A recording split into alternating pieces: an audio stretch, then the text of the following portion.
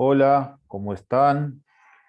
Esta semana, luego de haber terminado de hablar sobre la anatomía, los músculos y los ejercicios para trabajar la fuerza y flexibilidad de la pierna, vamos a comenzar con la cadera.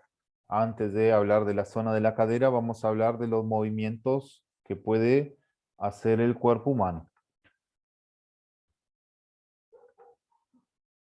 Vamos a ver que en esta diapositiva tenemos dos columnas. La columna de la izquierda se encuentra el nombre de algunos de los movimientos y en la columna de derecha se encuentra otro nombre de otro movimiento que justamente son los opuestos a los movimientos de la columna de la izquierda. Por ejemplo, aquí tenemos el movimiento llamado flexión en la columna de la izquierda. El opuesto sería extensión. Aducción. El opuesto sería abducción. Rotación interna, el contrario de rotación externa. Pronación, el opuesto es supinación. Y después tenemos dos movimientos que no tienen movimientos opuestos, porque son movimientos bastante globales o generales, que son la circunducción y la inclinación. Vamos a ver acá en un PDF. Justamente aquí tenemos le voy a subir a la plataforma Crea. Tenemos el concepto, a qué hace referencia a cada uno de los movimientos, comenzando con la flexión, que ya hemos hablado bastante, sobre todo de las articulaciones de los miembros inferiores, que consiste en todos los movimientos que se realicen buscando la aproximación de los huesos que forman una articulación. Por ejemplo, la articulación del codo, si yo hago un movimiento que los huesos se junten, en este caso sería el húmero con el cúbito y el radio, que son los del antebrazo, cuando se junten, ese movimiento se llama flexión. Cuando hago un movimiento opuesto, donde los huesos se separan, se llama extensión. Y así pasan todas las articulaciones. Flexión en la mano, extensión de la mano. Flexión de la muñeca, extensión de la articulación de la muñeca.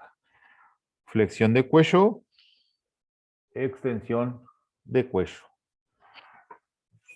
Flexión de hombro, miramos acá, los huesos se juntan, que sería el húmero con la clavícula, flexión de hombro, extensión de hombro, se alejan los huesos. Y así tenemos con las otras articulaciones. Por ejemplo, vemos la aducción y la abducción, que toma como como punto fijo, la línea media del cuerpo. Para ver si es flexión o extensión, toma como referencia si se acercan las articulaciones que forman, los huesos que forman las articulaciones, o se alejan. Para saber sobre la aducción y abducción, se toma como referencia la línea media del cuerpo. Entonces, cuando se aleja uno de los miembros de la línea media del cuerpo, en este caso el miembro superior derecho, el movimiento que realiza es la abducción. Y cuando se acerca, el movimiento contrario llamado aducción. Abducción, aducción. Lo mismo en los miembros inferiores, que ya lo vimos.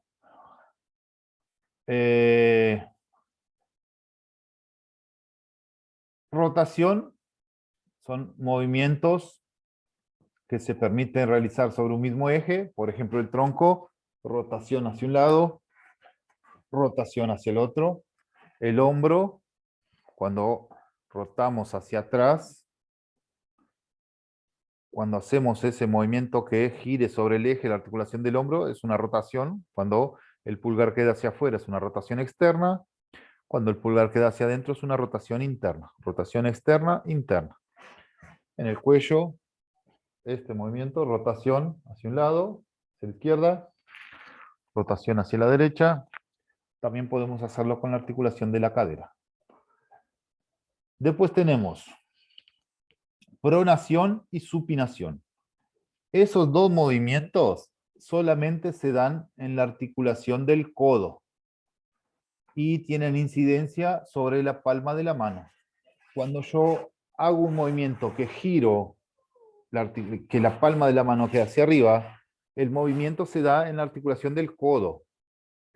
Son los huesos cúbito y radio que se cambian de lugar, se cruzan entre ellos, por lo tanto hacen que en este caso la palma de la mano quede hacia arriba o que la palma de la mano quede hacia abajo.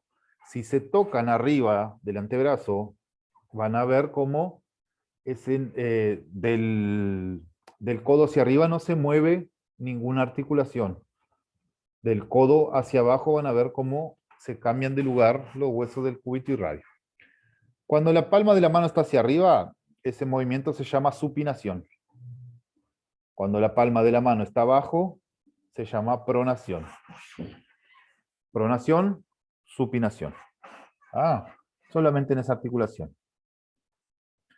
Después la circunducción es cuando una articulación permite hacer movimientos circulares, por ejemplo el hombro, permite hacer todo el recorrido articular, este movimiento circunducción, en la muñeca, todo ese recorrido articular, miren hay flexión, extensión, rotaciones, aducción, aducción, todos los movimientos.